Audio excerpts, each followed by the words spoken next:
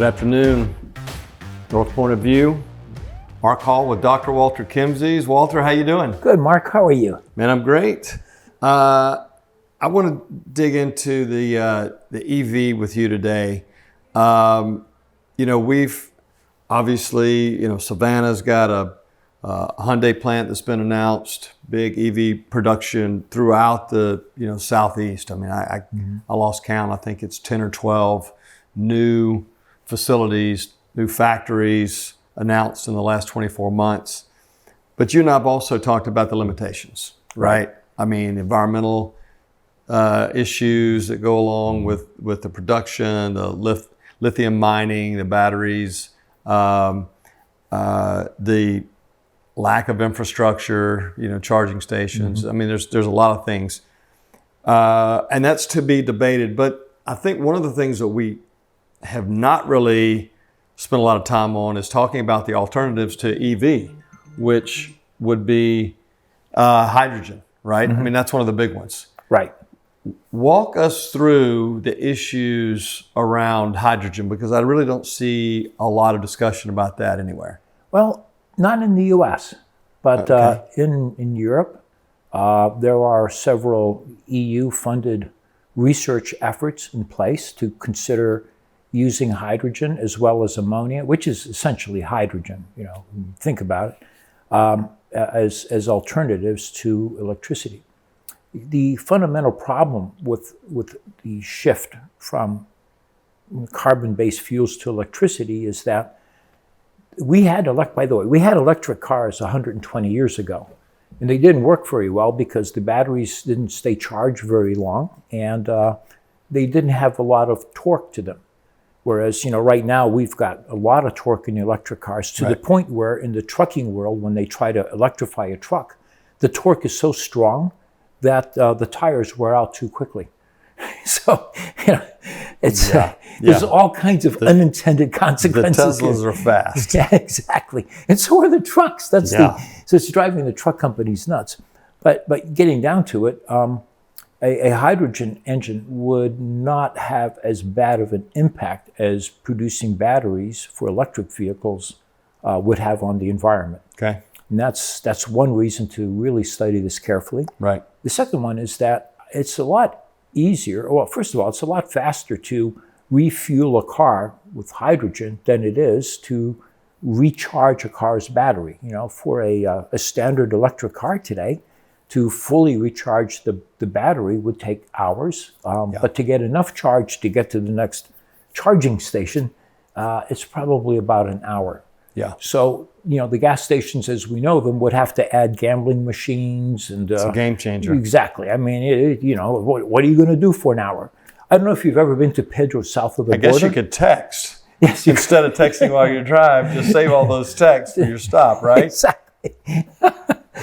So, but Pedro south of the border on North Carolina, South Carolina? I drove by it last week. Okay, so that's what you're going to have all over the country so that people can stop and buy stuff they don't need and eat food they shouldn't, Little shot glasses from Pedro, right? Exactly. So that's, when you think about putting electric into our energy or fuel system, the implications are just so widespread. Yeah, there's a lot there. There's a lot to overcome that a lot of people aren't talking about. So give us the top 3 pros and cons on hydrogen. Well, the top pro is that it would be very easy to add hydrogen, refueling in the existing gas station system. Right. The second one is, as I understand it, unlike electricity, for batteries, there's a lot less weight required to store the hydrogen as fuel.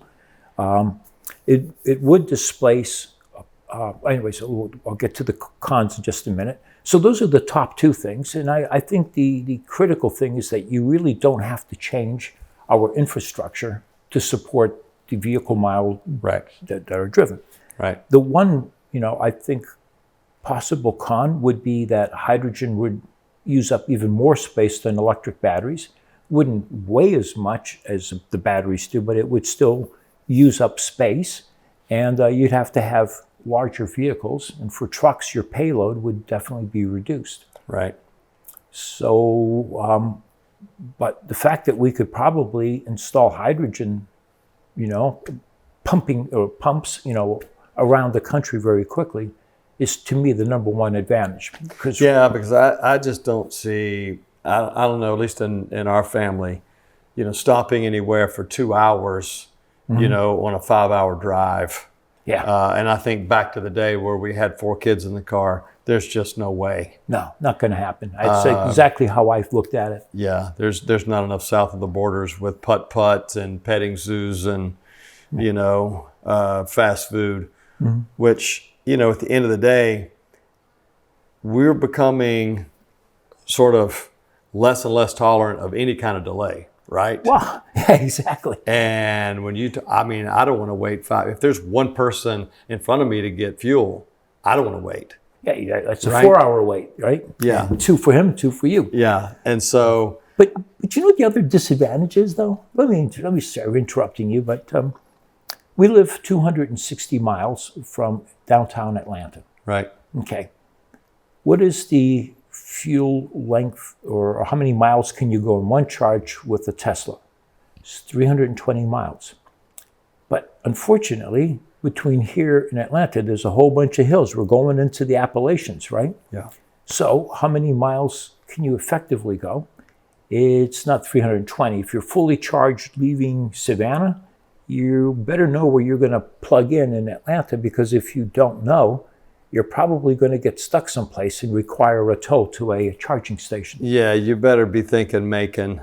I'm going to top it off. And I think, So instead of a 4-hour drive, it's a 5-hour drive between here and Atlanta. Yeah. That's what topping off in Macon means. Well, I think that, I've heard, in talking to folks at, Rivian and other places, I think, and I'm basically asking a question, it seems to me that some of those groups are internally starting to work on hydrogen themselves. Yes. Right. That's not a quote, but it seems to me that there's some think tank time being spent on facilitating hydrogen and even replacing hydrogen cells with an EV using the same frame of the body, but coming up with something that's, a more reasonable approach. Exactly. So in Japan, I think Honda already has a hydrogen car that they could start selling. If you'd only buy it if you could fuel it someplace, right? Right. But I think they've got ready. And then amongst the ocean carriers, Mearsk has decided that ammonia is too dangerous to deal with, but they seem to be favoring hydrogen as the primary fuel for the ships. So, very interesting. Yeah, that really got my attention. Could be the lead on that. Hey, Walter, more to discuss there, but great being with you. Yeah, absolutely. Thanks, guys. See you soon.